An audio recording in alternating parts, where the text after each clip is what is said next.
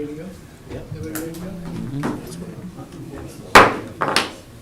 This is the time and place for the City Commission meeting in Huron, South Dakota, August 21st, 2023. Roll call vote, please. Smith. Here. Weinreich. Here. Bragg. Here. Harvey. Here. Mayor Harrington. Here. Join me in the Pledge of Allegiance, please. I pledge allegiance to the flag of the United States of America and to the republic for which it stands, one nation, under God, indivisible, with liberty and justice for all.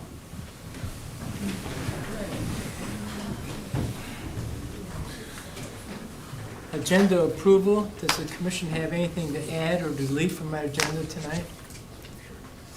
Seeing none, I have one item we're going to add in the consent agenda on to 6.4, and that will be accept the voluntary resignation of a 9/11 telecommunicator, Brooke Mitchell, effective September 1st, 2023, and then advertise for a 9/11 telecommunicator position.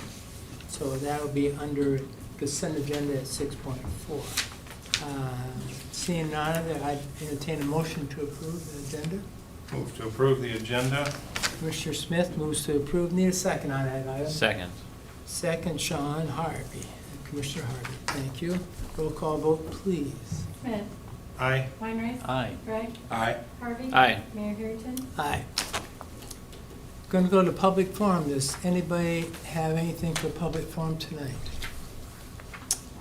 Well, if that's the case, I have quite a few public forum tonight. So for tonight, for public forum, we are, as a city commission and the city, we are giving a $20,000 donation to dialysis, hospital dialysis building, new building being built.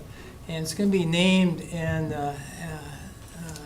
it'll be presented in the name of Mayor Paul Allward, who was involved in helping get it started with Dr. Holm.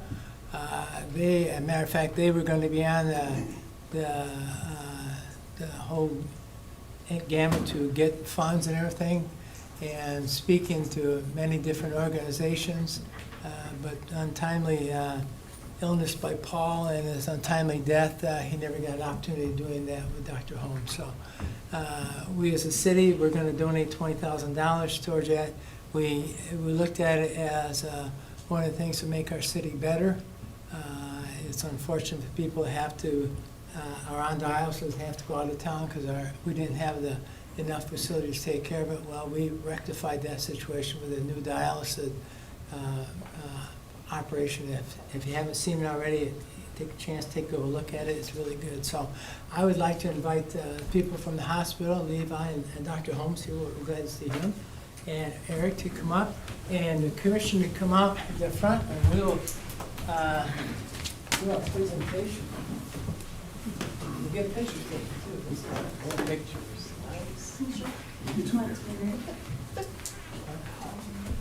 Yes, but I want to hear.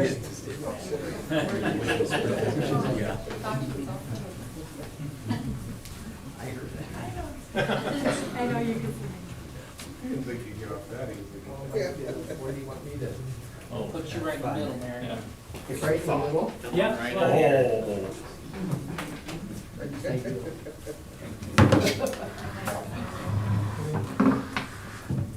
Okay. We already take some pictures here? Okay.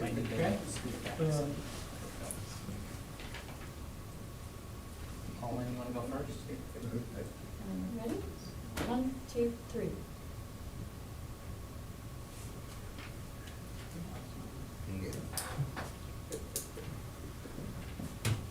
Try to fit you all in.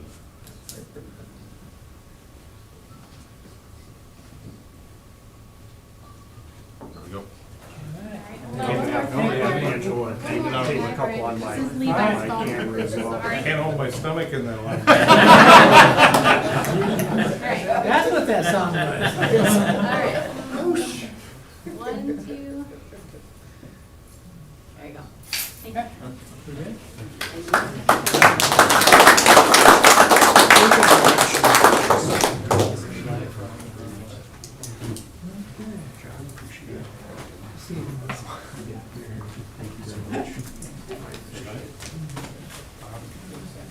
All right.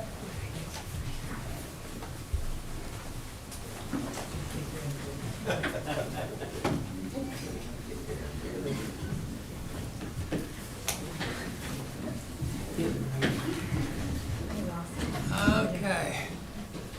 All right, moving on. I have public forum tonight too also, that I'd like to do if I can find my paper for it. Oh, right here. It was brought to my attention that we started talking about automated external defibrillators. And so I asked our police chief, now at the end of the story you'll know why I'm doing this, but in the meantime I'll give you a little heads up on what's going on. The Helmsley Charitable Trust Grant was given to the city to get these type of defibrillators for all of our police cars. All of our police cars have it in them right now. And so I asked our police chief for and that was in 2017, for a little heads up on how it's going. And so he gave me from 2017 to up to date, how many times we've used that to save people's lives.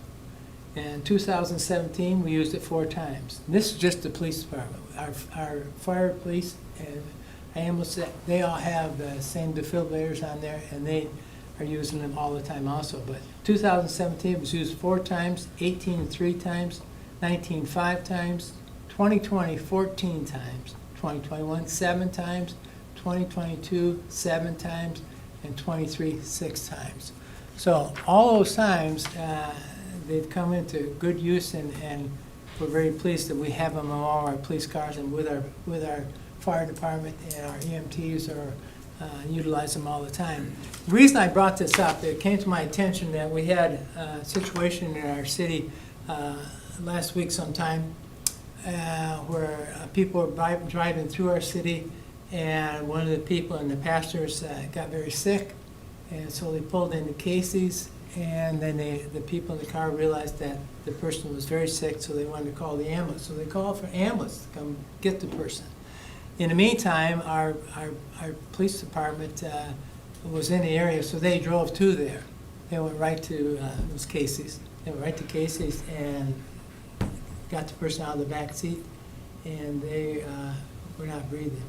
Their heart had stopped. So they went and got the defibrillator out of the car, stripped all the clothes off so they can get the clean hit on there, hooked it all up, jabbed it, and they came back to life.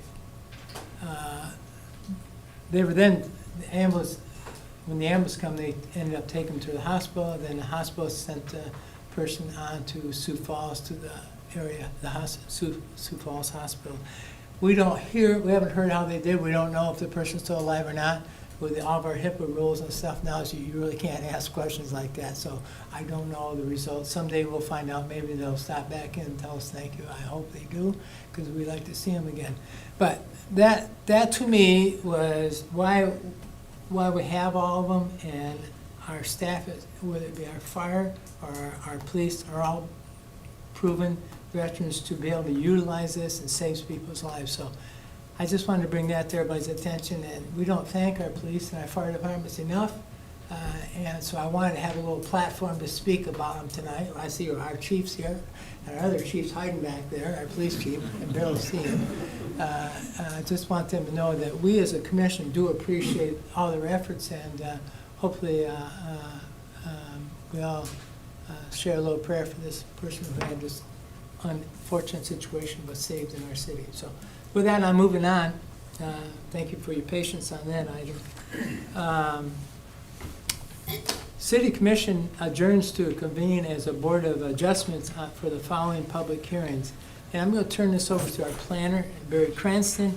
And Barry, would you go through 4.1 for us? Yes, thank you, Mayor. This is a variance application to consider.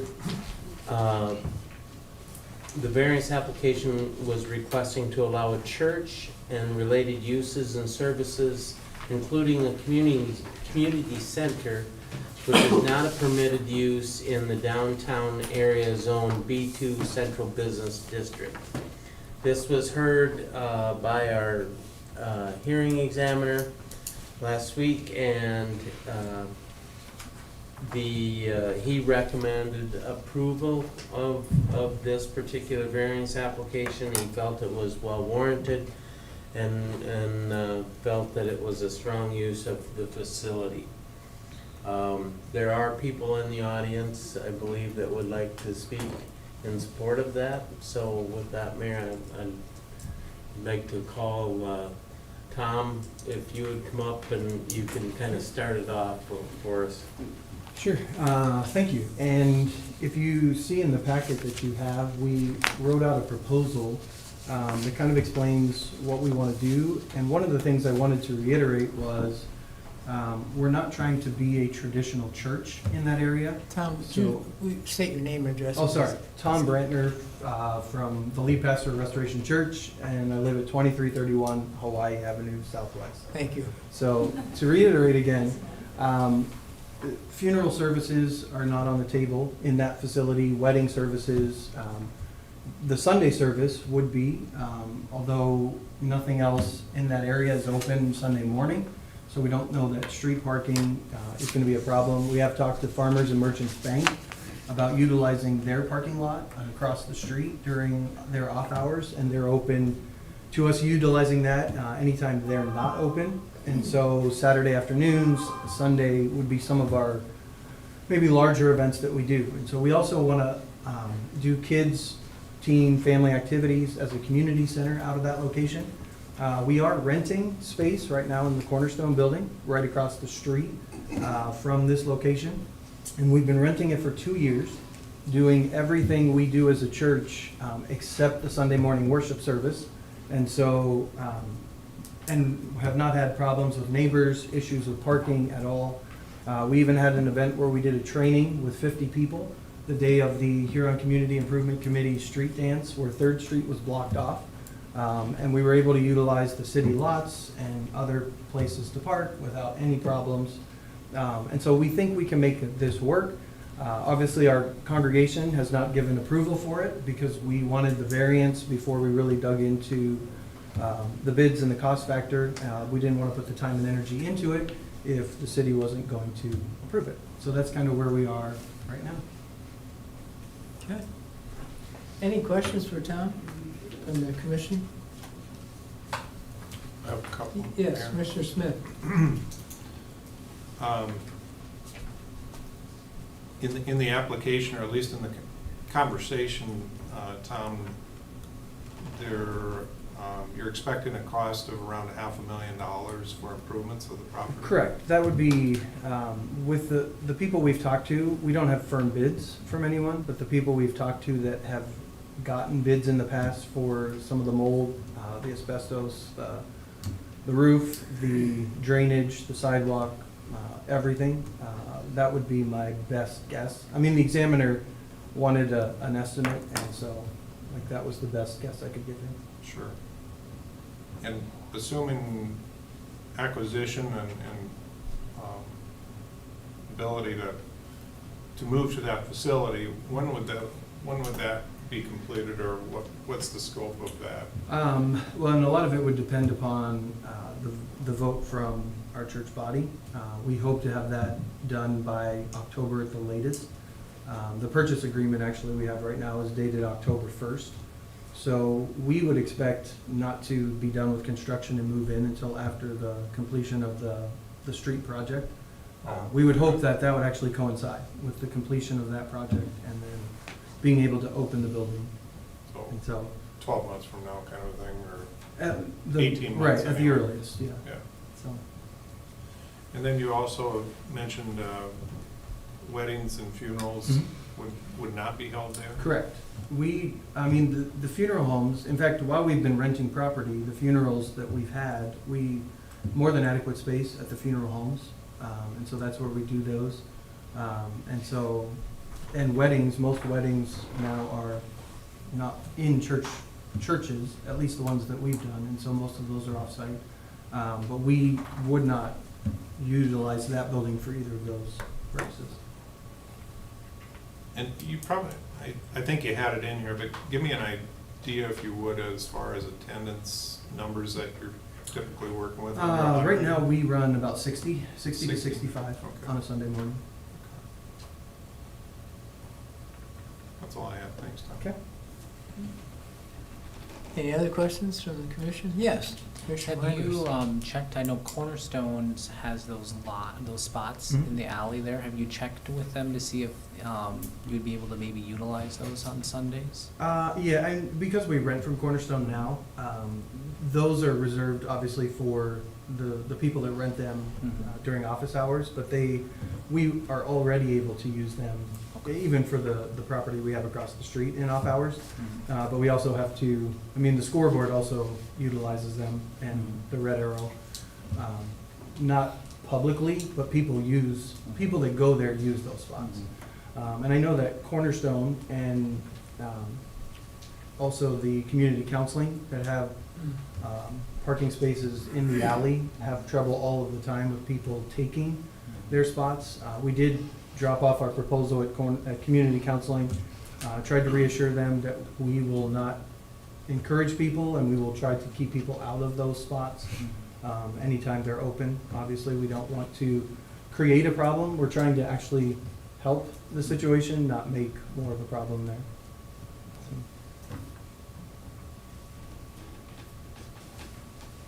Any other questions for Tom on this item?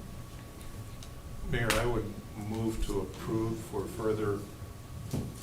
continue further discussion. I'll second that. A motion to approve from Commissioner Smith, and a second from Commissioner Harvey. Need a roll call vote. Smith. So just for clarification, so this is a 2/3? Yes, that's, all three of these will require 2/3 affirmative vote.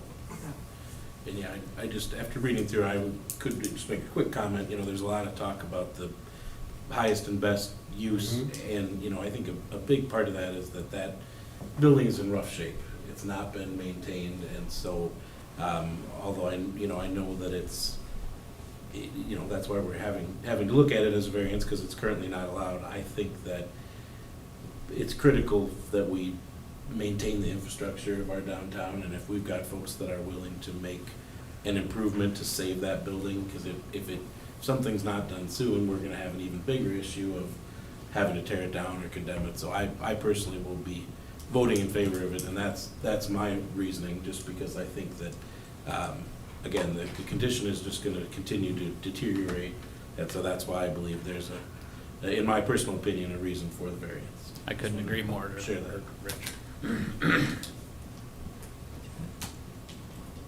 We have a roll call vote on that? No. Okay. Smith. Aye. Weinrich. Aye. Bragg. Aye. Harvey. Aye. Mayor Harrington. Aye. Okay, do we have any discussion on that? I think so. Should be good. All right, good enough, thank you. Thanks, Tom. All right. Moving on, Barry. Okay. Thank you, Mayor. The next variance application was by Preston Head, and he is requesting that a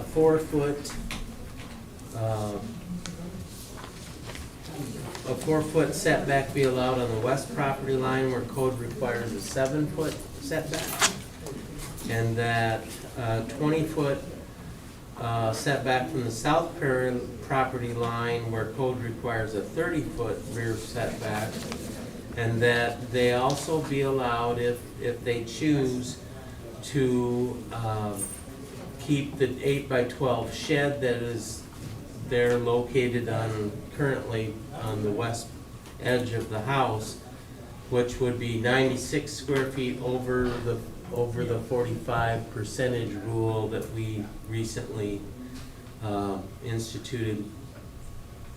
And when the hearing examiner heard this, both Chris and I, as planner and the building official, felt like the west property line could be left at 5 foot, which is what the typical life safety codes are. However, we have talked and it was felt that 4 foot could be a reasonable accommodation, given the fact that they would, the contractor understands that they would have to install fireproof sheetrock on the inside of the new garage area and things like that. So with that, the hearing examiner and as well as the staff did recommend approval of this variance. Is this person here tonight? No, they are not in the audience for tonight. Okay. All right. He's got a little baby, and so I'm assuming he's probably tied up. Need a motion on this item, if you would. I'll move to approve. Move to approve by Commissioner Harvey, Second. second Commissioner Smith. Waivers. Weinrich, I'm sorry. The hearing's off tonight. Need a roll call vote on this item? Yeah, we can have a discussion. Yeah, yeah.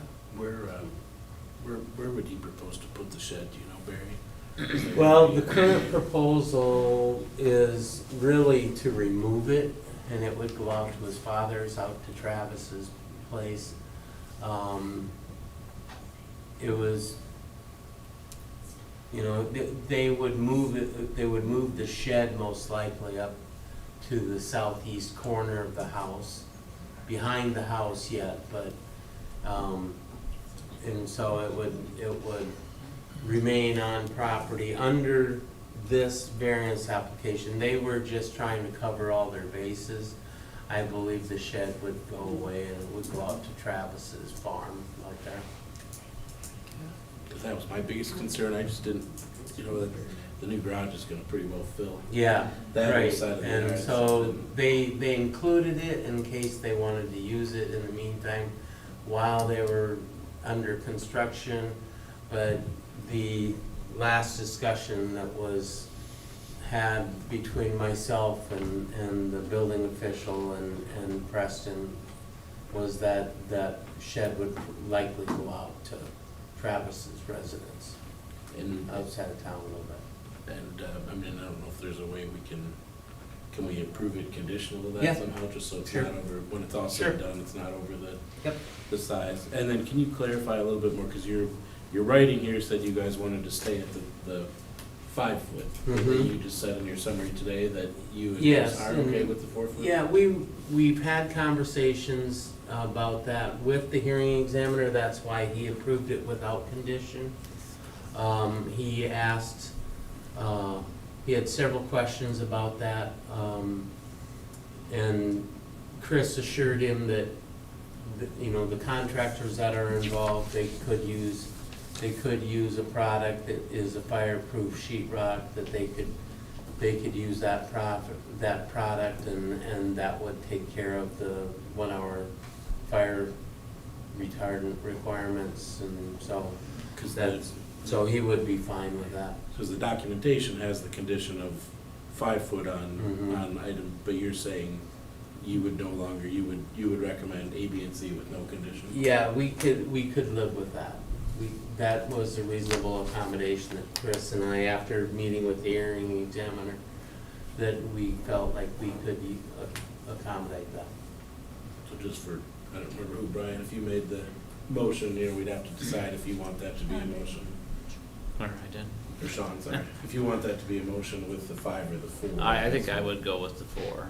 Mhm. Yeah, if we That's can get fine. away with it, I think that's what we should do. How about the shed? What do we want, conditional to remove that once the garage is complete? I'm okay with that, yes. Second, and I have agreements. Thanks, man. Sorry, just wanted to clarify that so we knew what we were voting. Mhm. Okay, so you're good with that? Commissioner? Yep, You're good with that? Okay. I'll amend my motion to that. Okay. Yes, Commissioner Smith. To the west of, this is a split half block, correct? Yes, this is. Because to the west, there right is there another is a residence. residence there. Mhm. That's a lot to pack in on a half a block. Yeah. What, one of the considerations was that they would actually take the garage off and start new and fresh with full rafters and everything, and so that was one of the considerations that was being tossed about, but at this time, they were just requesting the setbacks, variance. Do they own both properties? No, they do not. But however, the resident there to the west of them has been in, and he did ask some questions, and we explained to him what the project would entail, and he had no issues with it.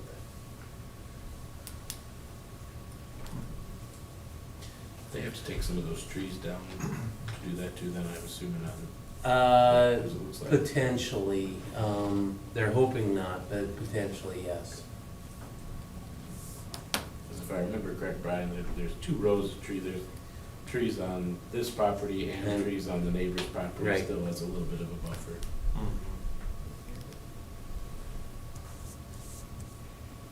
Okay, we have a motion. Any more questions to answer? Okay, roll call vote, please. Smith, Aye. Weinreich, Aye. Braggs, Aye. Harvey. Aye. Mayor Harrington. Aye. Okay, moving on to our last variance today, 4.3 variance. Yes, thank you, Mayor. This variance was requested to allow the garage only to remain on the house. The house was to be raised, where code requires a principal building in an area zoned R4, multifamily residential district. Chris and I were kind of split on this particular one. But in the end, Chris felt strongly the house needed to come down for safety purposes. The owners of the property are in the audience, so Karen and her husband can speak to that. But it was thought, the inspector felt that the house really did need to come down for safety purposes. The garage is reasonably new and in good shape, and so they felt like they didn't want to have to move that or tear it down just to accommodate the ordinance, and so that's why they've asked to be granted a variance on that. Karen, if you would like to come up, and her husband as well. Name and address, Karen. Karen North. I live at 643 Montana Southwest. Okay, thank you. Welcome. Thank you. I would like to take the house out at 442 Nebraska because, like Barry said, it is a safety hazard. The one wall, if you push on it too hard, it will fall out. There's a hole in the roof. The plumbing under the house and out in the street are both broke. And I just want to get it out of there. I'd like to leave the garage because the garage is in good shape and my husband is rebuilding a tractor in there right now. But I know we have stuff in the yard, which we are going to take out. We've already taken some of it out already, but Okay. Any questions for Karen on this item? I assume there's no, I know the way we've addressed this previously has been able to link some properties together. I assume there's nothing. No, because they're roughly a couple blocks. 5 blocks. Yeah, 5 blocks away, and so there was no way to really tie it via covenant to an adjacent property. In the past, what the hearing examiner recommended was, you know, as you can see in your packet, he recommended approval with no outside storage being allowed, and then if there's any complaints, that the variance could be reconsidered, you know, due to outside storage or messy yards or anything like that. Then did you ever put the house back up? Yeah, no.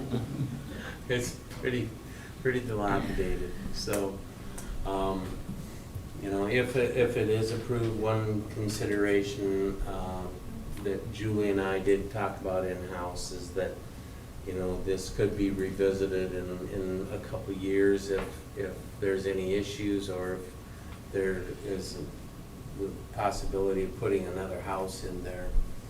So that was also, that we have done that in the past.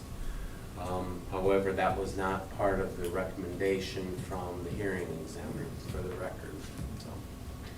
So for clear, so you're saying put a timeline on it? Yeah, we have done that in the past.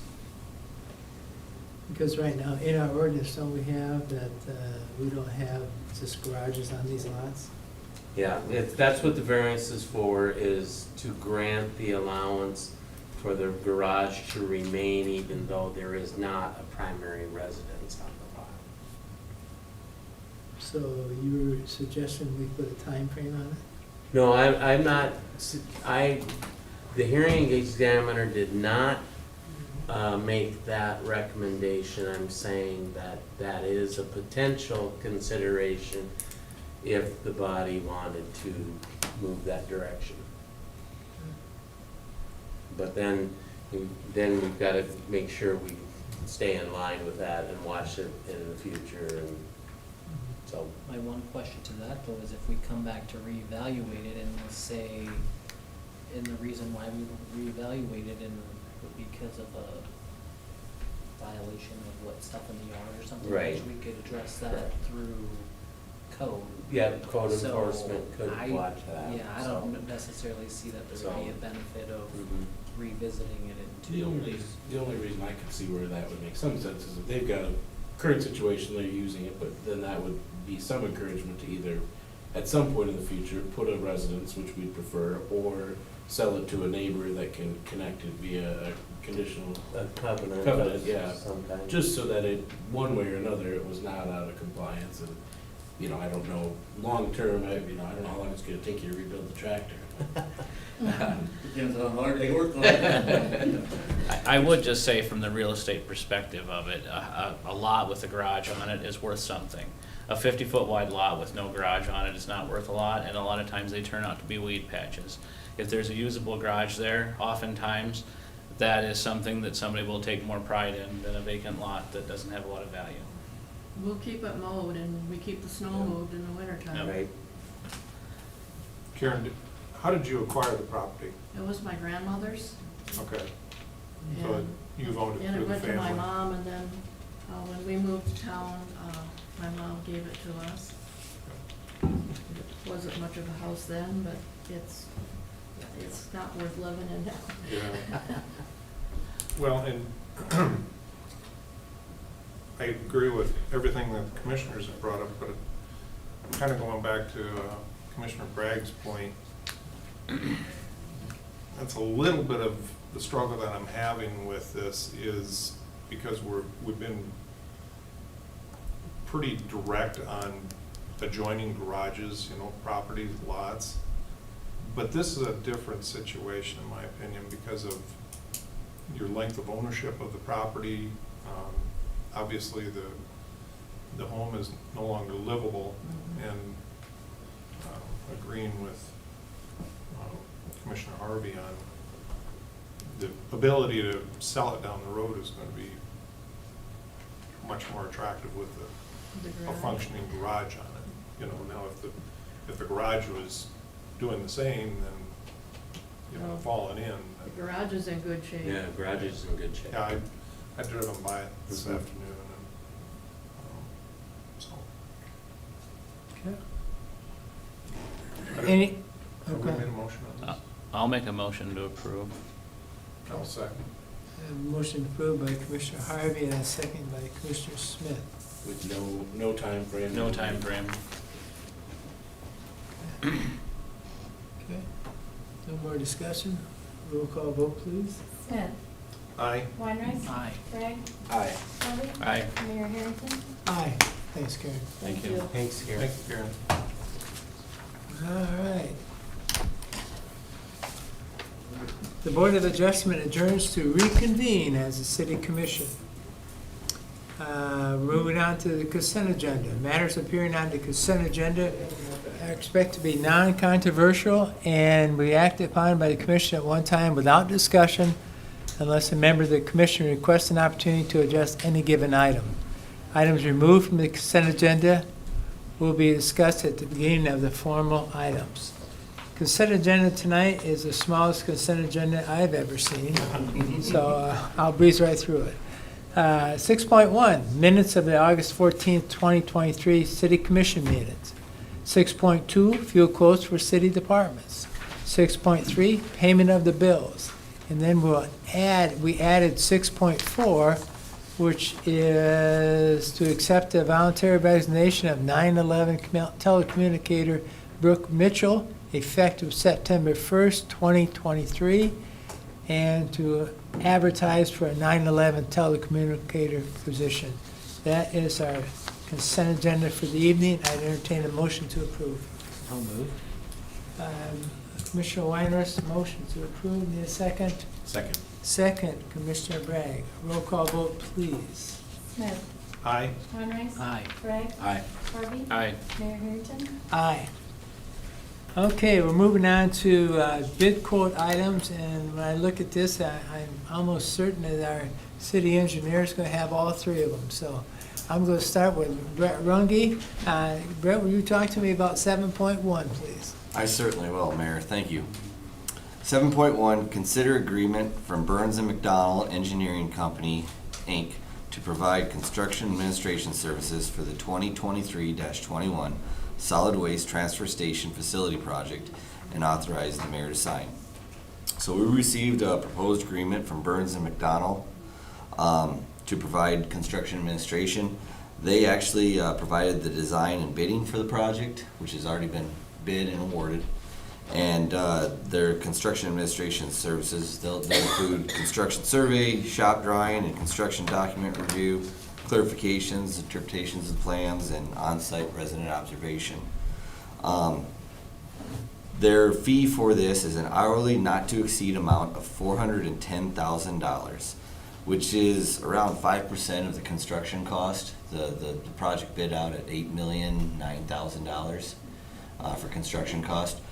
Typically, construction administration services are in that 7% area, so it's a reasonable level, I guess. There's varying reasons why it may be less or more on scale of project and different things, but it's a reasonable level.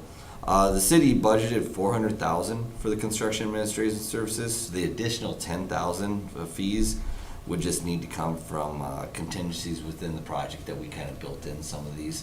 And actually, there's another item later in the agenda where I've already found that money for you guys.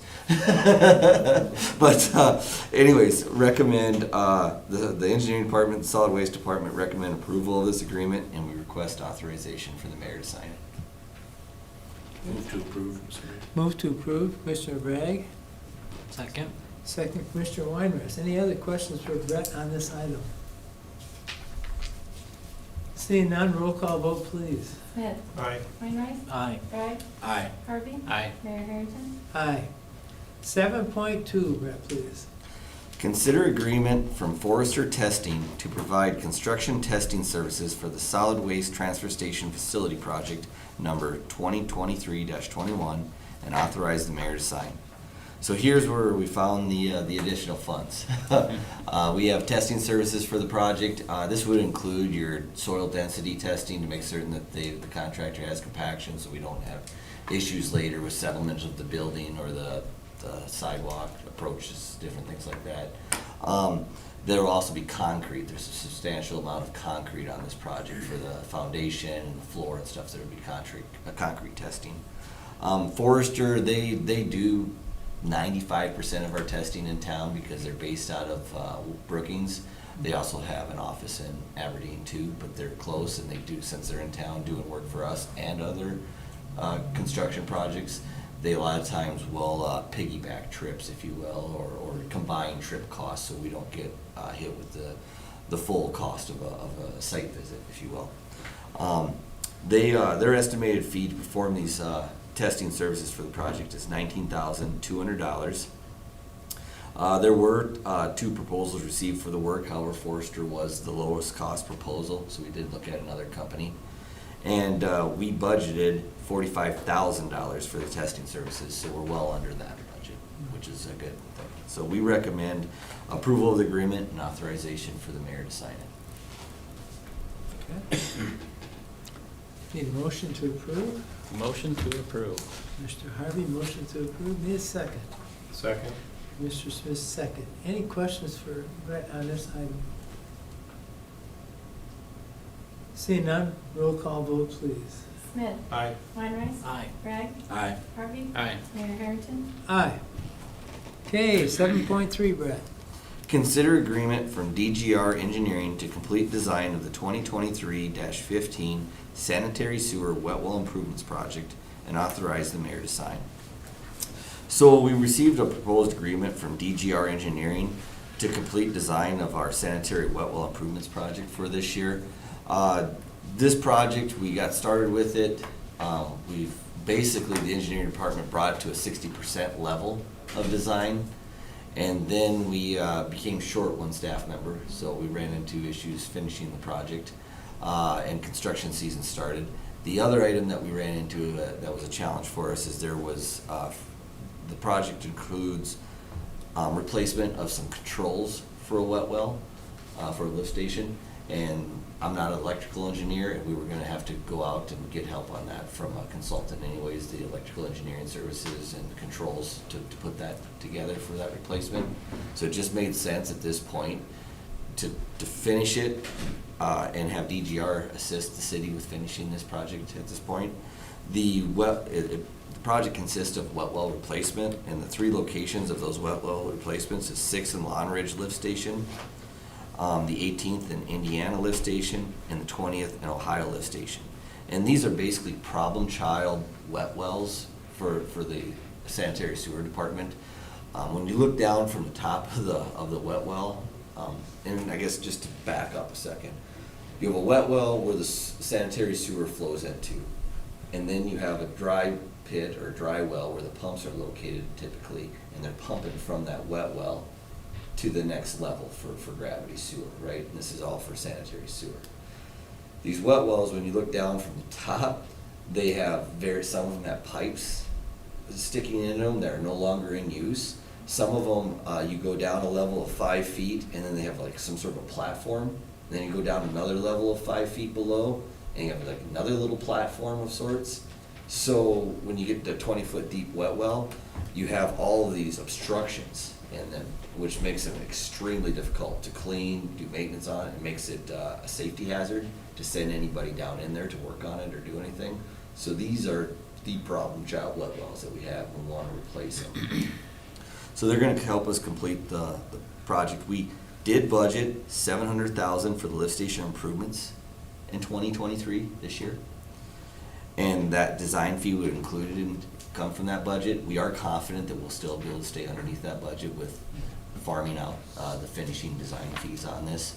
And then I'd like to note that this project was also approved, this work, wet well work that we're looking at, was also approved for that 30% ARPA match from the DANR. So we'll have that coming in too with that. But it would be bid out this year for work next year, and we would just carry those funds forward for that with the plan. So we, the engineering department, along with the water wastewater department, recommend approval of the agreement and request authorization for the mayor to sign it. Make a motion to approve 7.3. Motion to approve 7.3, Commissioner Weinrich. Need a second. Second. Second, Commissioner Smith. Any other more questions for Brett on this item? One quick one, if I could. Yes. I don't mean to put you on the spot, you may not have an answer, but just since you brought it up, do you have an estimate on what just the electrical engineering portion would have been, just so we can kind of get a sense of what the difference might be? Yep. I would estimate it would be $8,000 to $10,000. It would, you know, it's a small piece to that project. Nobody really does. It's still potentially a quarter. Yeah, but it would have taken a little bit of effort and time and put plans together. Nobody will do anything for free, that type of deal, and the juice has got to be worth the squeeze, so. Okay. Thank you. Good. All right, seeing no other questions, we have a roll call vote, please. Smith. Aye. Weinrich. Aye. Wright. Aye. Harvey. Aye. Mayor Harrington. Aye. Okay, thank you, Brett. Petitions and communications. I'm going to call on our city attorney to do 8.1. Thank you, Mayor, Commissioners. 8.1, consider an addendum to the lease agreement with Blue, Wheeler, and Banks for office space at City Hall and authorize the mayor to sign. So the lease agreement with the Blue Law Firm allows for a yearly review of the rent. That has been reviewed for this coming year. The Finance Office has recommended an increase in the rent. It was proposed to the Blue Firm. They have agreed to it, and we would recommend approval and request authorization for the mayor to sign. Okay, need a motion? Move to approve. Move to approve by Commissioner Smith. Second. Second by Commissioner Harvey. Any questions for, talk around this item? So I had a question for Paul. Yes, Paul Commissioner Lynn. Weinrich. What percentage did you increase it over from last 3% year? of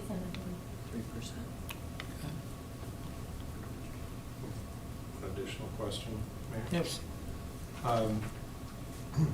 Tucker, is there a timeline on the master lease agreement, or is it just annually? I would have to look at the master lease agreement in order to I answer think that it's just question. annually. But it is an annual review, yes. It wasn't set like a 10-year term with an annual review or something along that line? I don't believe it has a term on it. It's year by year with a review of the lease. Okay. Any more questions on this item? Seeing none, roll call vote, please. Smith. Aye. Weinrich. Aye. Wright. Aye. Harvey. Aye. Mayor Harrington. Aye. Tucker, would you go over 8.2 for us, please? 8.2, public hearing to consider the following alcoholic beverage licenses filed by Tokyo Huron LLC, doing business as Tokyo Sushi and Hibachi at 2233 Kansas Avenue Southeast, contingent upon inspection. 1, 2023-2024 retail on-off sale malt beverage and South Dakota farm wine license. 2, 2023 retail on-off sale wine and cider license. Just a quick add, these are 2 new licenses, obviously, for a new restaurant. One is so they can sell more than just South Dakota wine. This is second So reading, mine too. This isn't an ordinance, this is the public hearing for this. We didn't receive any comments in our office, and we recommend approval. Okay. I would move that we approve.